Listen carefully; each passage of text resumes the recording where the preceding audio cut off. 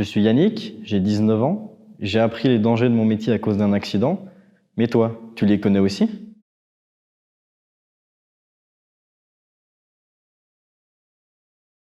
Je suis actuellement chauffeur poids lourd CFC, mais j'ai fait 2 ans de menuiserie avant. Je me suis réorienté durant ma formation. Pour mes hobbies, je fais de l'équitation et du tir à l'arc. Alors, mon accident s'est déroulé le 1er mai 2019.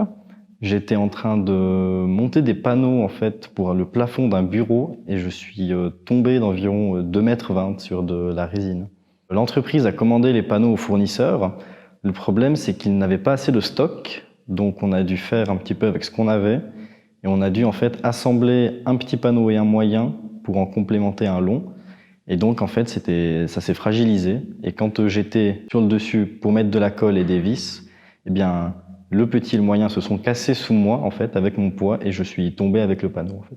Pour empêcher cet accident, on aurait pu premièrement déjà se prendre plus à l'avance dans les commandes ou bien alors préciser qu'il ne fallait pas monter sur le toit afin de les fixer ou bien alors sécuriser le lieu avec un harnais ou bien d'autres choses. Je suis tombé sur le côté droite, je me suis fracturé un poignet, froissé une côte et je me suis tapé le genou par terre. La première pensée que j'ai eue quand je suis tombé au sol, c'est que j'ai cru que j'allais mourir par terre en fait. Vu que j'avais le souffle coupé, j'arrivais plus à respirer, je me suis dit bah c'est bon, c'est fini, dans 10 minutes tu te relèves pas quoi. Alors la convalescence s'est déroulée en 6 semaines, mais j'ai eu encore mal au genou, je pense, encore 2 semaines après ma convalescence, et idem pour le poignet où j'avais un petit peu des douleurs de temps en temps, donc j'ai travaillé à 50% pendant 2 semaines après mes 6 semaines de repos. Alors la sécurité au travail, donc dans l'entreprise où j'ai eu mon accident, elle n'était pas très mise en avant ou importante.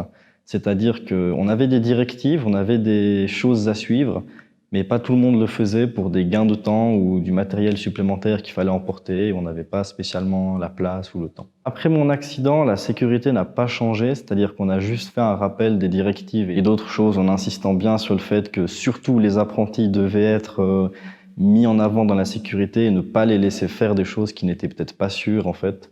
Parce que nous, on n'arrive pas à se rendre compte de qu'est-ce qui est spécialement sûr et certain ou pas en fait. Alors pour le futur, je verrais plutôt le fait que les apprentis soient vraiment plus protégés en fait, c'est-à-dire qu'on puisse faire une réunion chaque année ou au début de la formation qui expliquerait les dangers qu'il y a et également potentiellement avoir quelqu'un qui nous accompagne la première fois sur le chantier pour nous montrer les dangers qu'il peut y avoir et également être certain que les ouvriers savent les dangers auxquels on peut être confronté et surtout en fait qu'ils ne nous fassent pas faire des choses dangereuses, étant donné que nous, en tant qu'apprentis, eh bien, on n'a pas l'expérience, on ne sait pas si on a le droit de faire ça ou pas, mais étant donné qu'on est sous les ordres, eh bien, on va le faire sans forcément réfléchir.